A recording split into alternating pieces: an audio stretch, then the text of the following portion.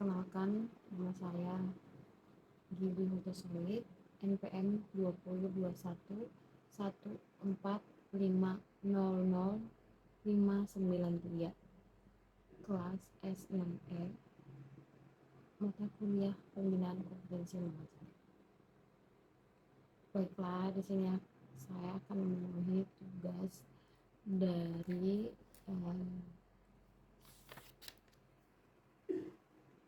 Dr. Rama, yaitu mengenai jika seandainya saya jadi guru, untuk bagaimana menyiapkan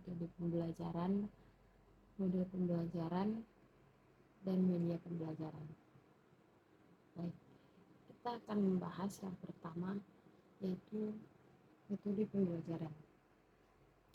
Metode pembelajaran adalah cara-cara dalam melakukan aktivitas antara pendidik dan peserta didik ketika berinteraksi di dalam proses belajar.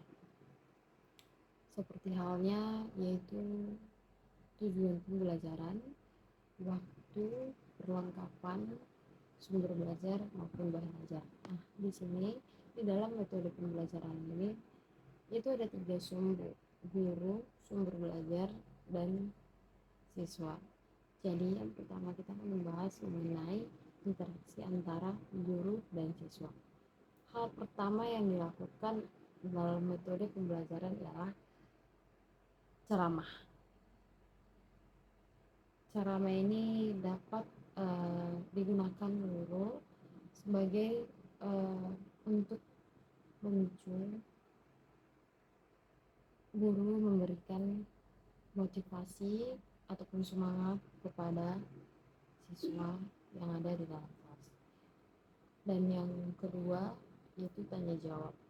Nah, tanya jawab ini bisa juga sekaligus digunakan dengan cara yang pertama tadi, yaitu ceramah. Ceramah dan tanya jawab bisa disertai dan dapat dilakukan bersamaan. Dan yang ketiga yaitu ada diskusi. Diskusi ini ada 2. Yang pertama itu interaksi guru dan siswa, dan siswa ke siswa. Maksudnya itu ialah siswa yang akan menanyakan hal kepada gurunya, dan juga temannya yang menanyakan apa yang kurang dimengerti kepada temannya. Seperti itu. Selanjutnya ada di demonstrasi. Demonstrasi ini adalah untuk guru dan siswa, siswa dan siswa juga. Dan juga di demonstrasi ini tidak melibatkan subjek yang banyak. Dalam artian ya subjeknya hanya antara guru dan siswa tersebut. Selanjutnya dengan cara studi tour.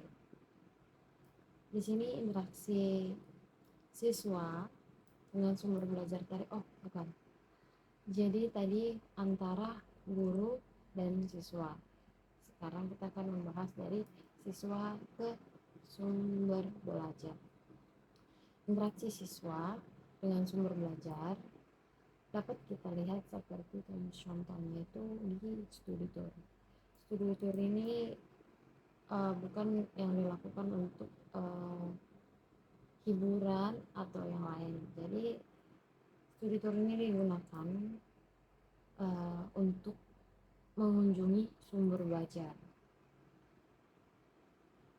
seperti ke museum atau ke tempat bersejarah, toko.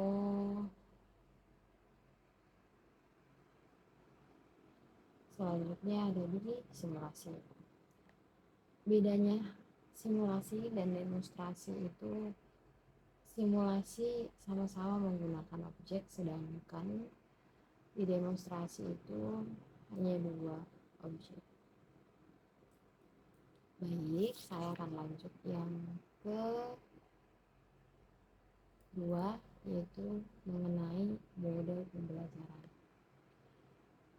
Arti dari mode pembelajaran adalah suatu perencanaan atau suatu pola yang digunakan sebagai pedoman dalam merencanakan pembelajaran di kelas. Nah, modul pembelajaran ini ada 3. Modul pembelajaran penyingkatan, yang kedua model pembelajaran berbasis masalah, yang ketiga model pembelajaran berbasis proyek. Baik, saya akan memilih salah satu modul pembelajaran yang tadi saya sebutkan. Saya akan menggunakan model pembelajaran berbasis proyek. Saya akan membahas model pembelajaran berbasis proyek. Di sini guru harus memiliki keterampilan untuk melaksanakan model pembelajaran atau PJBL. Di sini di modul pembelajaran berbasis proyek ini, siswa didorong merumuskan masalah sendiri, menemukan jalan keluar sendiri dari permasalahan yang ditemukan. Misalnya, yang langkah yang dilakukan itu adalah melalui riset, wawancara, diskusi.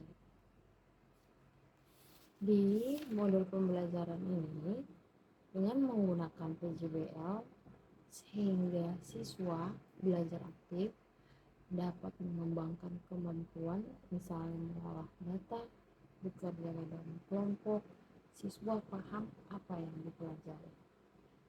Baik, kegiatan PJBL dapat memahami permasalahan, dan di sini guru akan menyuruh siswa tersebut untuk berpikir secara kritis.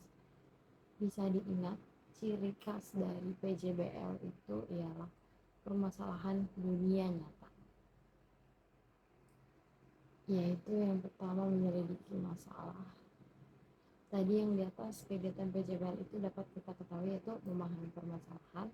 Yang kedua, menyelidiki masalah.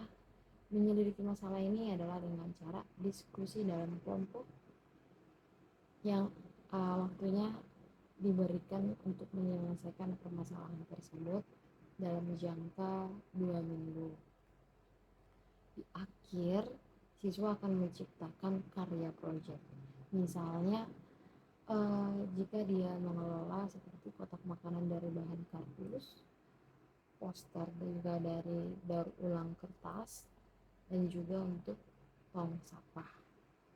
Yang terakhir, karya itu nanti akan dipamerkan, pameran karya proyek. Dalam menggunakan model ini, siswa akan bernalar kritis, mandiri, kreatif. Baik, yang ketiga kita akan membahas media pembelajaran. Media pembelajaran adalah setiap benda yang dapat digunakan sebagai alat untuk mengajar, dapat juga digunakan untuk menyampaikan informasi dari pembelajar kepada orang yang akan menggunakannya. Contohnya itu buku dan materi buku cetak banyak ya kita temukan untuk buku cetak ataupun buku paket. Yang kedua, media audio visual. Yang ketiga adalah media online dan e-learning. Yang keempat yaitu adalah media visualisasi data. Dengan menggunakan ini, kita sebagai guru sangat terbantu dalam memberikan penjelasan materi pembelajaran yang akan kita sampaikan nanti di kelas. Baiklah, cukup sekian yang saya pahami dari cara metode pembelajaran, dan juga media pembelajaran. Semoga dapat